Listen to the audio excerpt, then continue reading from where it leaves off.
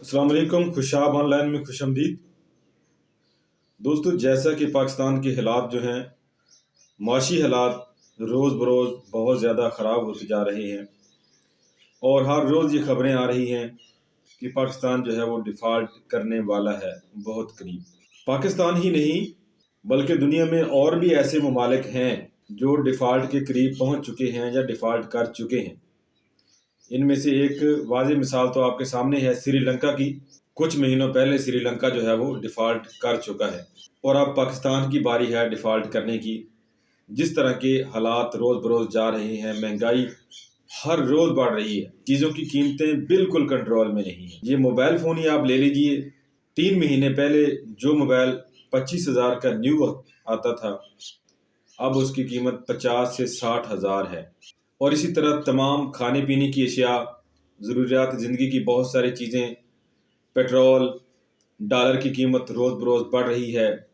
Airline की टिकटों की आप बात करें तो उसका भी यही हिसाब है। 3-4 महीने पहले जो टिकट जो है सऊदी अरेबिया की अगर लगा लें 60 से 65,000 की थी या 70,000 की थी, तो आज वो भी लाख से ऊपर है और पाकिस्तानी रुपए की कदर रोज़ बरोज़ गिरती जा रही है। तो कुछ हमारी जो है माशी पॉलिसियाँ ऐसी हैं हमारे हुक्मरानों की। तो आपको एक वीडियो दिखाते हैं जिसमें जो है आपको अंदाज़ा हो जाएगा कि पाकिस्तान के साथ साथ और कौन से ऐसे 10 ममालिक हैं जो डिफ़ॉल्ट करने वाले हैं या डिफ़ॉल्ट कर चुके हैं। पाकिस्तान इस डिफ़ॉल्ट करने की जो दौड़ है इसमें अकेला ही शामिल नहीं है, और भी बहुत सारे ऐसे नालायक हुक्मरान हैं जिनकी पॉलिसी की वजह से मुल्क डिफ़ॉल्ट के करीब पहुंच चुके हैं। Top 10 countries that are going to default after Sri Lanka. 10 ममालिक जो कि श्रीलंका की तरह डिफॉल्ट होने की तरफ जा रहे हैं। दोस्तों, आपको शायद ये मालूम भी ना हो, लेकिन साल 2008 की फाइनेंशियल मार्केट क्राइसिस के असरात आज भी पूरी दुनिया के ममालिक और उनकी मईशत पर असरअंदाज हो रहे हैं, जिसके नतीजे में लबनान, श्रीलंका, रशिया, सरनेम और ज़ैम्बिया जैसे ममालिक डिफॉल्ट हो चुके हैं और बहुत से डिफॉल्ट होने भी वाले हैं। $400 बिलियन डेब्ट से ज्यादा का कर्जा ऐसा है जो कि इन ममालिक ने अदा करना है, और इनमें से सबसे ज्यादा कर्जा अर्जेंटीना का है जो कि $150 बिलियन तक पहुंच चुका है। टॉक शॉक चैनल की आज की इस वीडियो में हम आपको इन ममालिक के बारे में बताने जा रहे हैं जो कि बहुत जल्द डिफॉल्ट करने वाले हैं। Number 10, Argentina. सालाना GDP $631 billion, per capita income यानी कि औसतन सालाना इनकम $13,622। पिछले कई सालों से दुनिया की बहुत सी इकोनॉमीज नीचे की तरफ जा रही हैं और इन सबसे ज्यादा बुरा हाल अर्जेंटीना का है, जिसकी एक बड़ी मिसाल ये है कि यहाँ की ब्लैक मार्केट में इनकी ऑफिशियल करेंसी यानी कि अर्जेंटीनियन पैसो 50% डिस्काउंट पर दस्तयाब है। आज इनके रिजर्व्स इतने क्रिटिकली लो हो चुके हैं कि सिर्फ 2 सालों के अरसे में इनके मुल्क को अपने बॉन्ड रेट को 50 सेंट से गिराकर 20 सेंट पर लाना पड़ा है। अंदाजों के मुताबिक हुकूमत के बैंकों के पास सिर्फ 2024 तक मुल्क चलाने के असासे नहीं हैं। ताहम इनकी नई प्रेसिडेंट क्रिस्टीना फर्नांडिस डी कर्शनर के मुताबिक इनकी पूरी उम्मीद है कि वो IMF और वर्ल्ड बैंक से मजीद कर्जा लेकर अपनी मईशत को और बेहतर कर सकती है। Number 9, Ukraine. सालाना GDP $198 billion, per capita income यानी कि औसतन सालाना इनकम $4,830। दोस्तों, साल 2022 में रूस ने यूक्रेन पर हमला किया था, जिसके नतीजे में रशिया यूक्रेन वॉर शुरू हुई जो कि आज तक जारी है और लगता है कि अगले कई सालों तक चलती रहेगी। इसके नतीजे में यूक्रेन की मईशत का तो बिल्कुल ही बेड़ा गर्क हो गया है, क्योंकि जाहिर है कि जब दुनिया का सबसे बड़ा और सबसे ताकतवर मुल्क आप पर हमला कर देगा तो आपकी इकोनॉमी कहाँ बच पाएगी। रूस के हमले के बाद इस छोटे से मुल्क का डेप्ट यानी कि कर्जा $10 बिलियन से सीधा बढ़ के $100 बिलियन से भी ज्यादा हो चुका है, और दुनिया भर ने अगर यूक्रेन का साथ ना दिया तो ये अगले चंद महीनों में डिफॉल्ट होने जा रहा है। सितंबर 2022 में इन्होंने अपने कर्जे की $1.2 बिलियन की पेमेंट भी करना थी, जो कि अभी तक बाकी है। रूस के साथ अपनी जंग की वजह से यूक्रेन को पूरी दुनिया से हर तरह की मदद मिल रही है, जिसकी वजह से इस बात का चांस है कि इनके फॉरेन एड रिजर्व्स की मदद की वजह से ये अपना कर्जा उतार सकेंगे। आज इनके मुल्क की मईशत फॉरेन एड पर कुछ ज्यादा ही इन्हिसार भी कर रही है, जो इसको तेजी की तरफ डिफॉल्ट होने भी लेकर जा रहा है। 20% यूक्रेन पर रूस का कब्जा हो भी चुका है। इनकी स्टील मैन्युफैक्चरिंग और एग्रीकल्चर के साथ साथ और बहुत सी इंडस्ट्रीज को नुकसान पहुंचा है। रूस ने क्रूज मिसाइल मारकर अपने पड़ोसी का बहुत नुकसान जहां पहुंचाया, वहीं पर इनकी मईशत 40% श्रिंक कर चुकी है। जंग की वजह से यूक्रेन की स्टॉक मार्केट पैसा भी नहीं पकड़ पा रही है और जंग से पहले के कर्जे अभी तक इन्होंने नहीं दिए। आज यूक्रेन के पास अपने इन्वेस्टर्स को कर्जे वापस देने के लिए पैसे नहीं है और इनका मुल्क यूक्रेनियन पब्लिक फाइनेंस पर ही जिंदा है, यानी कि जो लोगों का अपना जाती पैसा बैंकों में, ये बस उसी पे बैठे हुए हैं और ये यूनाइटेड स्टेट और यूरोपीय यूनियन और IMF पर बहुत ज्यादा इन्हिसार करने लगे हैं, जिसके नतीजे में ये मुल्क अब किसी भी वक्त डिफॉल्ट हो सकता है।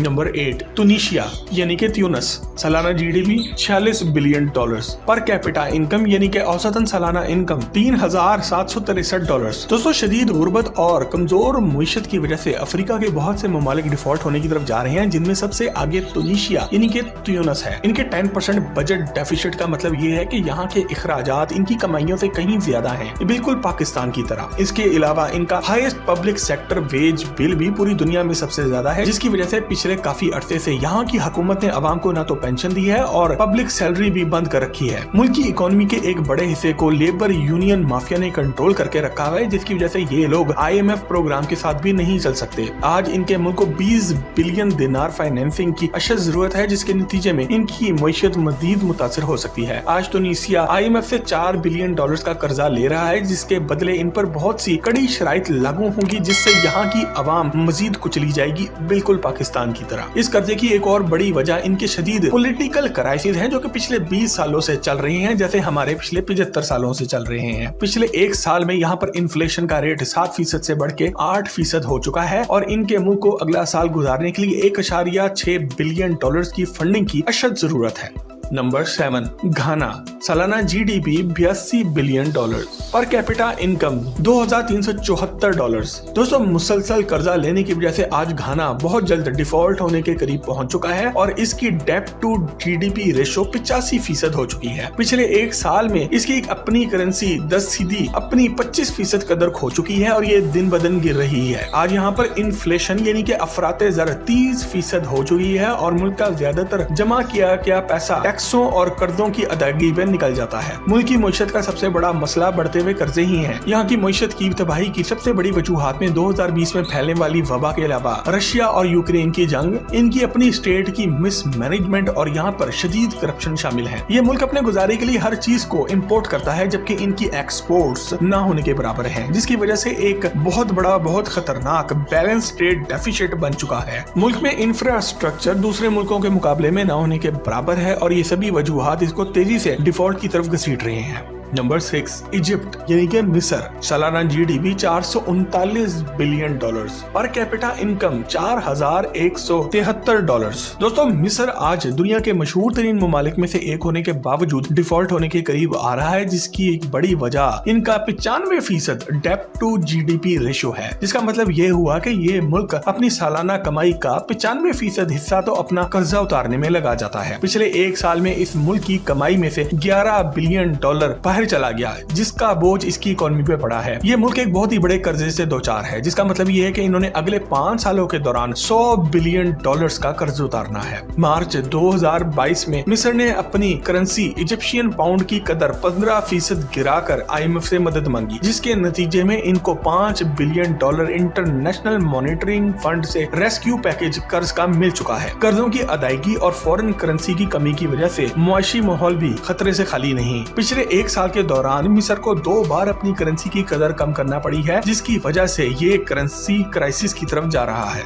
नंबर 5 कीनिया, सालाना GDP $115 billion, per capita income $2,255। दोस्तों कीनिया भी एक ऐसा अफ्रीकी मुल्क है जो कि कर्जे और गुर्बत की बहुतात की वजह से तेजी से डिफॉल्ट की तरफ जा रहा है और हमारी लिस्ट में 5वें नंबर पर आता है। कीनिया का 30% रेवेन्यू सिर्फ मुल्क के कर्जे उतारने में इस्तेमाल हो जाता है और इनका आज स्टॉक मार्केट से जैसे कि कोई ताल्लुक ही नहीं। अगले 2 सालों में इन्होंने $2 बिलियन अदा करने हैं। इनकी मुश्किल सबसे गैर मुस्तहिकम है, इसलिए क्योंकि मुल्क के रिजर्व्स के मुकाबले में इनका कर्जा बहुत ज्यादा है। इसके साथ इनकी करेंसी 10 शिलिंग पिछले एक साल में तो तेजी से गिरी है। इनका कर्जा आज $71 बिलियन तक पहुंच चुका है, जो कि साल 2013 में सिर्फ और सिर्फ $16 बिलियन था। 2020 में फैलने वाली वबा की वजह से कीनिया के मुल्क में सयाहत तेजी से खत्म होगी और इस मुल्क की कमाई की एक बड़ी वजह यहाँ पर सयाहत का होना था। आज इनके कर्जे दिन ब दिन बढ़ रहे हैं, जिसकी वजह से ये मुल्क डिफॉल्ट होने जा रहा है। नंबर 4 इथियोपिया, सालाना GDP $111 billion, per capita income यानी कि औसतन सालाना इनकम $1100। दोस्तों पिछले कुछ साल पहले फैलने वाली वबा, यूक्रेन रशिया वॉर के असरात और कुछ दूसरी वजूहात की वजह से आज भी इथियोपिया की मुईशत शदीद मुतासिर है। वर्ल्ड बैंक के मुताबिक उस वबा की वजह से यहाँ के एक्सपोर्ट्स और फॉरेन रेमिटेंसेस पिछले 2 सालों में 20% से भी ज्यादा गिर चुकी हैं। इथियोपिया में हर वक्त एक सिविल वॉर भी चलती रहती है जो कि साल 2020 में शुरू हुई थी। इस मुल्क की बहुत सी फैक्ट्रियां और इंडस्ट्रियां तबाह हो चुकी हैं और इस जंग की वजह से इनकी मुईशत को $20 बिलियन का नुकसान पहुंचा है। इस मुल्क में इन्फ्लेशन का रेट 30% है। सिविल वॉर और गैंग वॉर्स की वजह से ये गरीब अफ्रीकी मुल्क फॉरेन एक्सचेंज रिजर्व्स तेजी से गिरा रहा है जो कि मुल्क को बहुत जल्द डिफॉल्ट कर देंगे। Number 3, El Salvador. सालाना GDP $32 billion, per capita income $4883। दोस्तों आपको ये बात जानकर शदीद हैरत होगी, लेकिन जिस दिन से एल सल्वाडोर ने बिटकॉइन को लीगल करार दिया है, इस दिन से इन पर IMF के दरवाजे बंद हो चुके हैं। ब्लैक मार्केट में आज इनकी करेंसी आधी कीमत पर बिक रही है। इस मुल्क की मुईशत को नेचुरल डिजास्टर्स यानी कि कुदरती आफात जैसे के जल्जलों और तूफानों ने सबसे ज्यादा नुकसान पहुंचाया है। इकोनॉमिक सब्सिडीज और ऑफिशियल करप्शन की वजह से IMF ने हाल ही में इनको $1 बिलियन का लोन भी देने से इनकार कर दिया है। एल सल्वाडोर की मुईशत का पहले दिन से ही जो सबसे बड़ा मसला रहा है वो यहाँ पर लैक ऑफ इकोनॉमिक ग्रोथ और डेवलपमेंट यानी कि मुल्क में मुआशी तरक्की की कमी रही है। ये मुल्क एक जमाने में सोने और चांदी की माइनिंग की वजह से पूरी दुनिया में एक सोने की चिड़िया समझा जाता था, मगर आज यहाँ पर सोने की तमाम कानें बंद हो चुकी हैं और मुल्क की मुईशत मोनो एक्सपोर्ट इकोनॉमी बन चुकी है जो कि सिर्फ कुछ चीजें ही दुनिया को बनाकर बेचती है, जिनमें डाइज और कॉफी सबसे आगे है। नंबर 2, पाकिस्तान। सालाना GDP $377 billion, per capita income $1658। दोस्तों साल 2022 में पाकिस्तान की हुकूमत ने IMF से एक क्रूशियल डील की थी जिसके नतीजे में पूरे मुल्क में शदीद महंगाई हुई और हर चीज पर टैक्स बढ़ा दिया गया। हाई एनर्जी इंपोर्ट प्राइसेस की वजह से पूरा मुल्क ही बैलेंस पेमेंट के क्राइसिस में पहुंच चुका है। इसके साथ साथ पाकिस्तान के फॉरेन करेंसी रिजर्व भी $4 बिलियन से भी कम हो चुके हैं और कुछ माहिर मुआशियात का कहना है कि पाकिस्तान डिफॉल्ट हो चुका है और नाकाम हुकूमत ने इस बात को सियासी वजूहात की वजह से छुपाया हुआ है। डॉलर के मुकाबले में रुपए की कदर रिकॉर्ड लो हो चुकी है। आज पाकिस्तान अपनी कमाई का 40% हिस्सा कर्जे की अदायगी में दे देता है, इसलिए हमारे मुल्क को अपने खर्चे तेजी से कम करने की अशद जरूरत है। पाकिस्तान आज डिफॉल्ट होने के दहाने पर आ चुका है और अगर हमारी मुईशत इसी तरह नीचे की तरफ जाती रही तो हम अगले चंद दिनों में डिफॉल्ट करने वाले हैं। मैं एक आम आदमी हूँ, मेरा अपना ये ख्याल है, आइडिया है कि पाकिस्तान डिफ़ॉल्ट हो चुका है। जिस किस्म के मौजूदा हालात पाकिस्तान के चल रहे हैं उसको देख के लगता है कि पाकिस्तान वाकई में डिफ़ॉल्ट हो चुका है। हमारे सियासतदानों ने अपनी नाकामियों को छुपाने के लिए इस बात को अभी तक जो है रोका हुआ है, डिफ़ॉल्ट को डिक्लेयर नहीं किया, नहीं बता रहे कि हमारी बदनामी ना हो।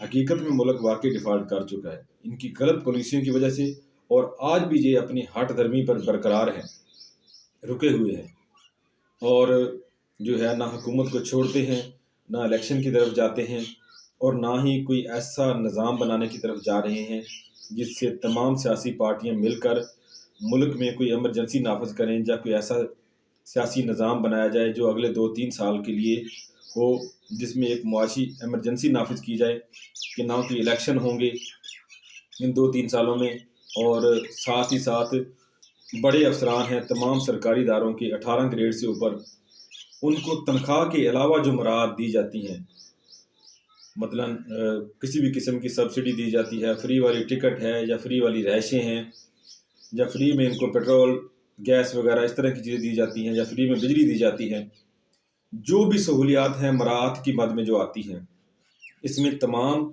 अफसरान 18 ग्रेड से ऊपर और तमाम सियासी अदाकार जितने भी वज़ीर वगैरह हैं, जज हैं या कर्नल जनरल हैं, कम से कम 1 साल के लिए इन तमाम लोगों की जो मराहत हैं, जो सियासी मराहत हुकूमत की तरफ से इनको मिलती हैं, वो सारी बंद होनी चाहिए। सिर्फ तनख्वाह मिले, बाकी सारी चीज़ें बंद हों, तो फिर मुल्क स्टेबल हो सकता है, खड़ा हो सकता है, वरना सिर्फ कर्जे लेने से मुल्क नहीं चलेगा कभी।